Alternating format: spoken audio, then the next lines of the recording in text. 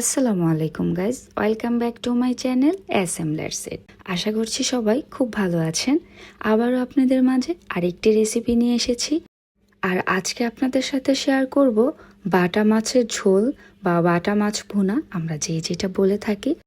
কথা না বাড়িয়ে চলে যাচ্ছি কিভাবে আমি মাছটা রান্না করেছি। রান্নার জন্য আমি বাটা মাছ 6 পিস নিয়েছি। আর মাছটা আমি অফ ক্যামেরায় ভেজে নেব, না হয় কিন্তু অনেক লং একটা ভিডিও হয়ে যাবে। মাছটা কিন্তু ভাজা কমপ্লিট, এই যে দেখতেই পাচ্ছেন। এখন আমি চলে যাব মূল প্রসেসিংয়ে।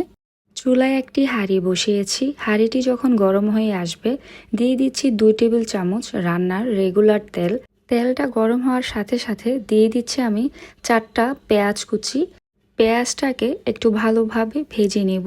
পেঁয়াজের যে একটা কাঁচা স্মেল সেটা দূর হওয়া আগ পর্যন্ত। পেঁয়াজটা ভাজা হয়ে গেলে দিয়ে দিচ্ছি আমি একটা মিডিয়াম সাইজের টমেটো।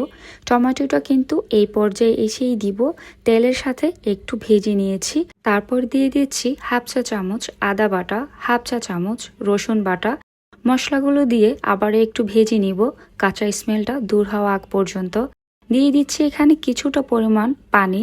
পানিটা না দিলে কিন্তু মশলাটা পুড়ে যেতে পারে। তারপর পানিটা দিয়ে আবার একটু নাড়াচাড়া দিয়ে নিব। তারপর এই পর্যায়ে এসে দিয়ে দিচ্ছি স্বাদ মতো লবণ, হাফ চা চামচ হলুদের গুঁড়া, স্বাদ মতো মরিচ, দিয়ে দিচ্ছি হাফ চা চামচ ধনিয়ার গুঁড়া, হাফ চা চামচ জিরা গুঁড়া। সব কিছু দিয়ে আবারও নাড়াচাড়া দিয়ে নিব। যেহেতু আমি প্রথমেই শুধু একটু পানি দিয়েছি, তার জন্য এখন আবারও একটু পানি দিয়ে মশলাটাকে ভালোভাবে কষিয়ে নেব।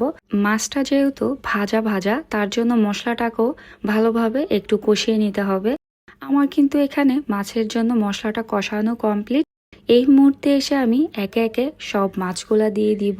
মাছগুলা দেওয়ার পরে আলতো করে নিচ থেকে উপরে নাড়াচাড়া দিয়ে নিতে হবে, না হয় কিন্তু লেগে যাবে। এভাবে করে আমি ঢাকনা ছাড়া 3 থেকে 4 মিনিটের মতো রান্না করে নিব। তাহলে কিন্তু মশলাটা খুব ভালোভাবে মাছের সাথে কষানো হবে আর খেতেও কিন্তু খুবই ভালো লাগবে। তো এখন আমি দিয়ে দিচ্ছি পানি। পানিটা বেশি একটা দিব না, 1 কাপ দিয়ে দিলাম।